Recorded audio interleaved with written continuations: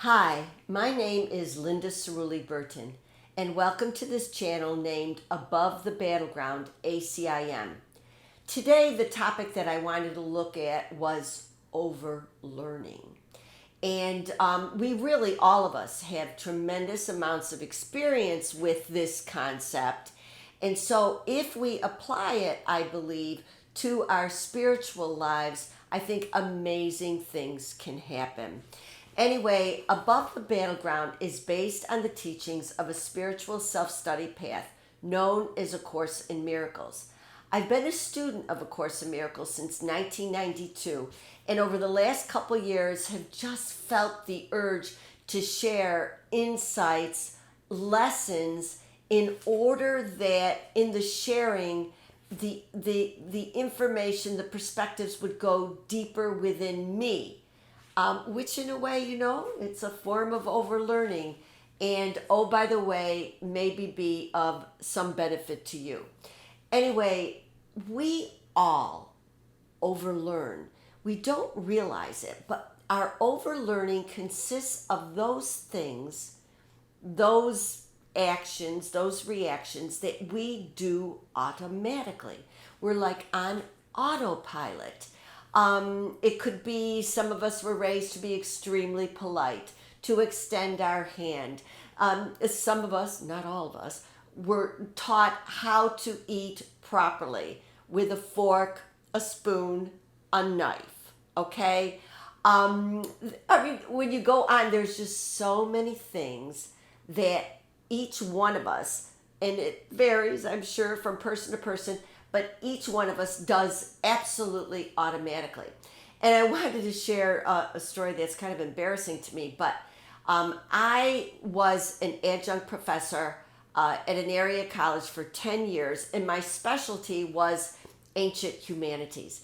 Now, I had fallen in love with the ancient world from when I was a very little girl. So as I grew, I took all the appropriate courses in college. And then I would read and I would watch the movies and I would do more research, and I loved it.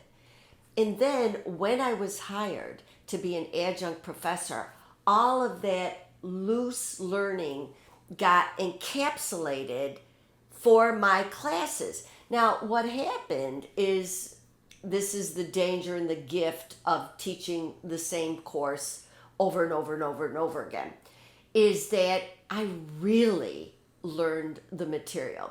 Now, if you're not careful, you can really learn the material and then dip into some kind of dullness, but that's, in the world of 3D.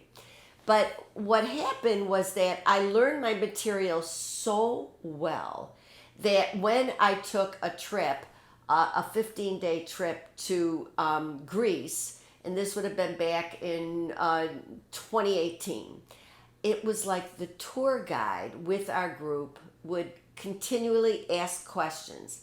And what happened is that I was stunned because I absolutely knew every answer. I was dazzling. And I mean, even to the point where when we were getting toured at Delphi, the Oracle at Delphi, the tour guide, I even remember watching her lead a tour of Delphi on a Rick Steves video, which I think had been made 10 years before. So I presented myself as an old friend. Well, one of the things that I noticed was that our tour guide really began to not like me. I was usurping his parade. I wasn't honoring him at all. All I can say is thank goodness the realization that I was hurting him came halfway through the trip. So in the second half of the trip, I was a wonderful person. But anyway, the reason why I say this is that, in many of the videos, I share the concept of the ego mind versus the spirit mind, the wrong mind versus the right mind, and the decision maker. That you and I, our positions of freedom really amount to which teacher we will choose. Will I teach? Will I choose the teacher of the ego, which is fragmented, separate, which causes me unpeace, which pits me against you and me against them, or us against you or us against them? Always, always with this fragmentation. I am a woman of a certain particular age. I had a certain particular family. You're different from me. You're this, you're that, you're the next thing. That's the ego mind. That's the competition. That's the I'm innocent and you're guilty mind. And then in the spirit mind, there's a unitive sense of I am you, you are me, we are the same.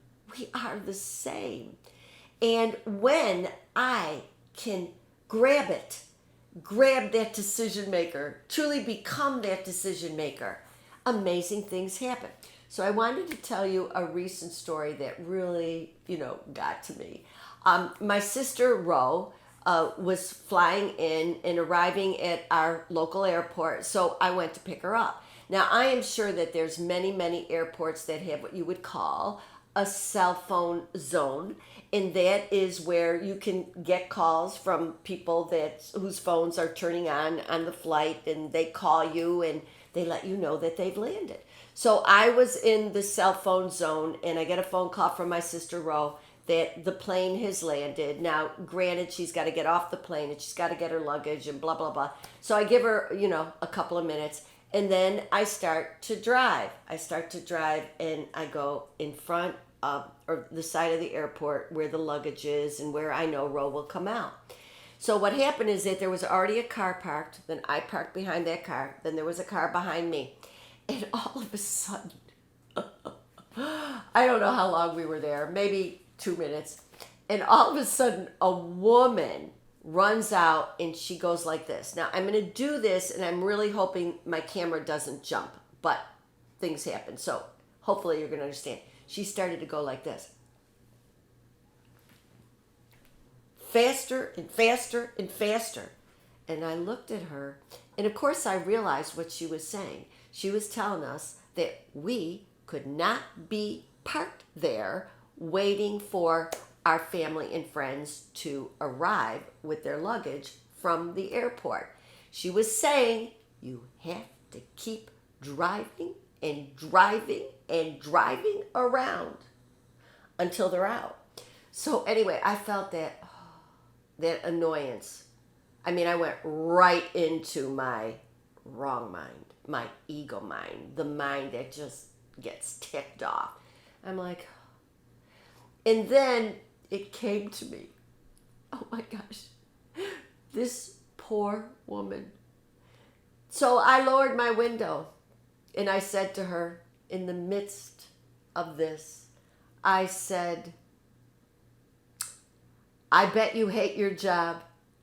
And she said, I'm cursed all the time. I'm always being cursed. And I said, well, I love you for what you're doing. And then she got a little smile. I put up my window. I went back to the cell phone area, waited a little bit, then started to drive around. And I have to tell you that was my sign, that I was overlearning.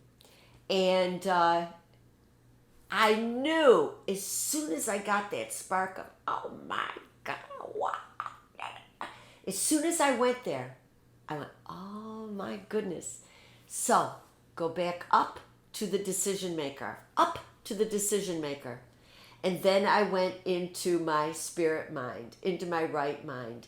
And I saw with a compassion check how many times I've been in this position where you just don't want to be the one, but you have to do it. And I just, it removed the boundaries, any fragmentation. It was, I'm you, you're me, I get ya. I get ya. And anyway, I think the biggest thing about being on a spiritual path is the fact that as you do something that feels so right, you're happy. You feel joyful and you know it. Because what's kicked in is peace. War has been forgotten. And so, as we negotiate our lives in this 3D world, remember, there is another way. There is another way, and it's not easy, unlearning patterns of reactions and responses and how to be. But I think when I have these little episodes of freedom from my ego world, freedom moving in a different world, I feel so happy. And even recounting the story to you that happened about 2 weeks ago makes me happy that maybe that lady, maybe it brought her joy. But I can tell you this, whether it brought her joy or not, it brought me joy. And maybe that's what this is all about, because there's only one of us here. So thank you for joining me with overlearning. Remember, I think overlearning the concept that we have a wrong mind and a right mind and a decision maker who can choose again may be the greatest form of overlearning that we ever do. So thank you for being with me.